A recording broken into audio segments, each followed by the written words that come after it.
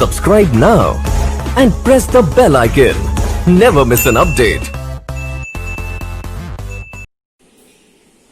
Good morning, myself Sangeeta Devi from GK Jain School, Rayapuram. To have a more update on our educational videos, you can subscribe to our YouTube channel GK Jain School. And if you like our videos, you can like comment. We are going to see about 11th standard accountancy, introduction to accounting. In the past few sessions, we were discussing about the different topics in the introduction to accounting. In the last session, we were seeing about the basic terminologies in accounting. We have 5 more basic terms that we are going to discuss in today's class, and we are going to see about the basis of accounting also.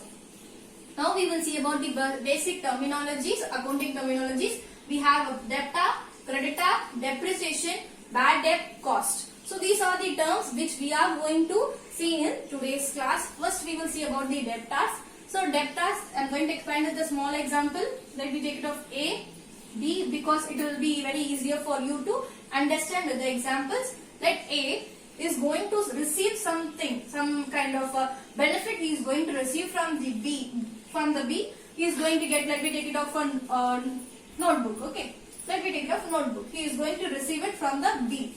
But it is of the monetary value, money or money's worth it is there. It can be of 100 rupees. Let me take it of 100 rupees. Okay. So 100 rupees worth of notebook, the A is getting from B. Now A is getting the book, but he is not paying the money. In that situation, he is liable to pay in the future. It can be of tomorrow or within a week or within a month. He needs to pay the amount.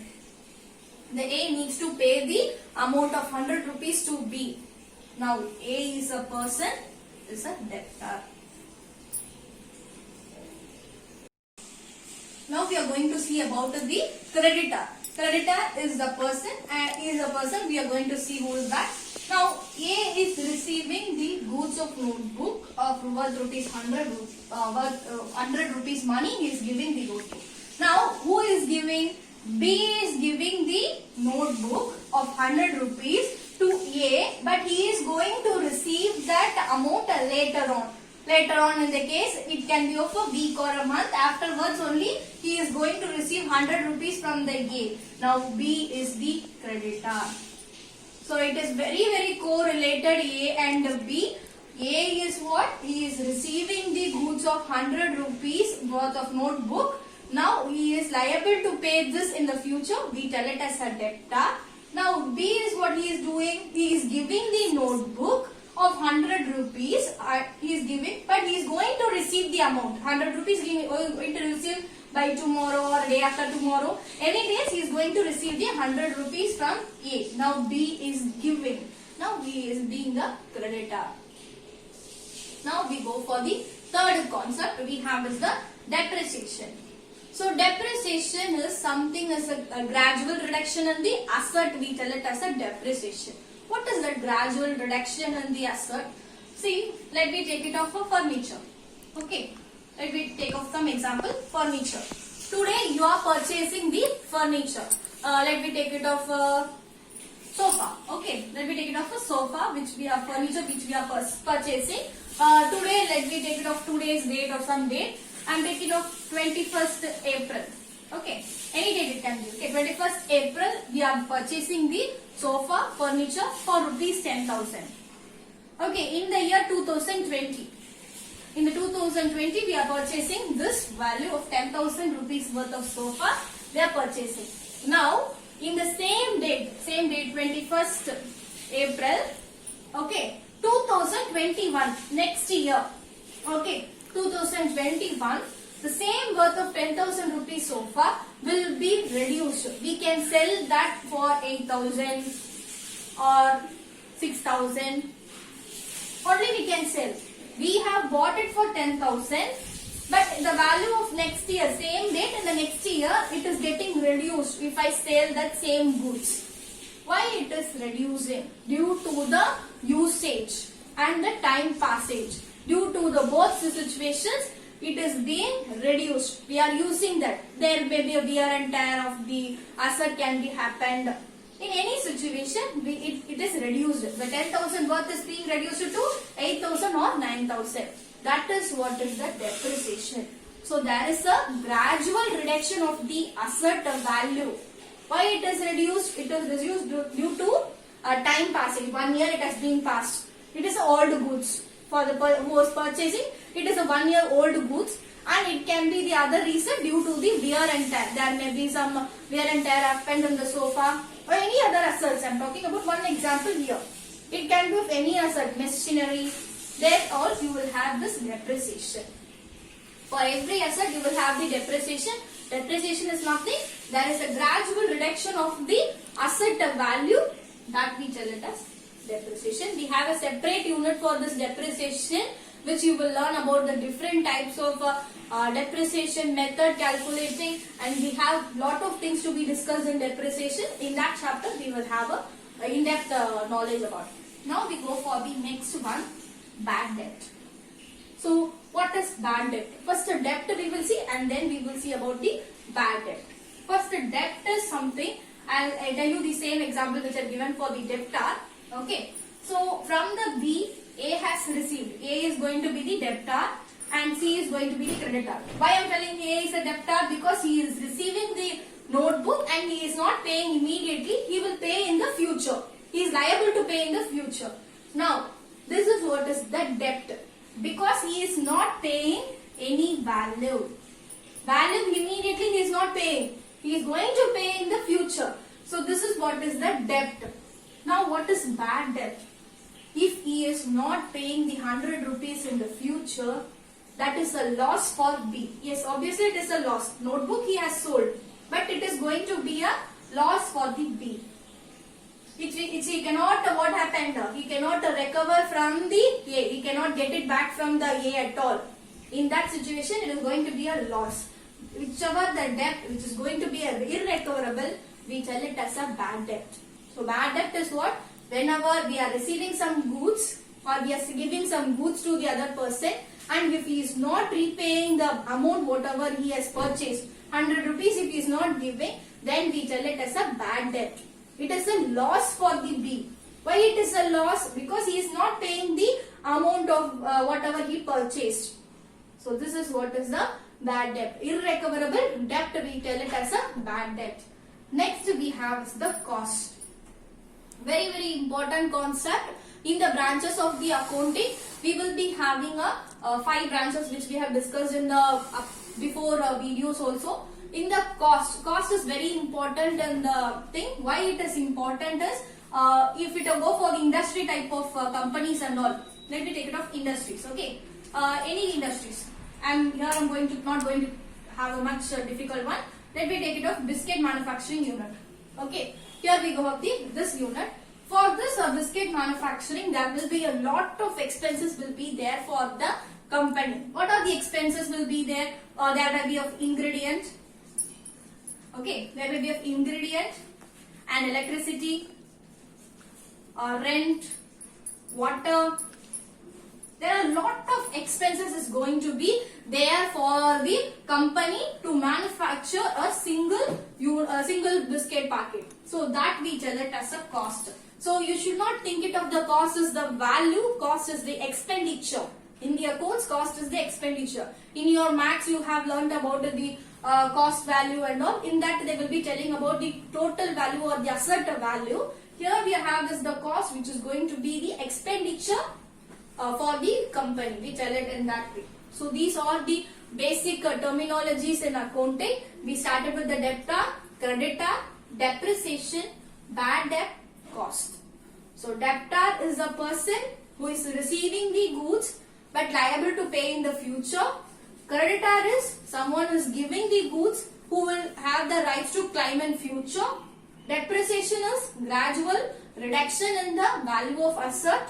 Bad debt is something which cannot be recovered from the person. Cost is the expenses for the company. Expenses is that for manufacturing unit and all you will have this cost. So this is all the basic terminologies. So far in the last before sessions also we have discussed these basic terminologies. Here it is enough for everyone to know about these terms which we are going to use it in the upcoming chapters where you will have a different sums or concepts. You will use these terms. Now we go for the next topic in the introduction to accounting. We have is the basis of accounting. We have three bases. One is the cash basis, accrual or mercantile basis, hybrid or mixed basis. We are going to see about these bases of accounting. Why we are going to see about this? With this basis only all the sums or all the calculations in accounting is going to be done in the company. In which basis they are going to do? We are going to see one by one. Cash basis, first one we have. So cash basis is whenever the company is having a receiving cash or paying the cash, then in that situation they will record it in the books of accounts. We will have it as some examples. Whenever any income is going to be received, for when the sales is made, we are going to receive some amount, then it is going to be received in the cash. In that situation, the company will be recording the cash transactions only. They will not bother about the credit transaction at all. Here, whatever it is involved with the cash, they will record it in the books of accounts.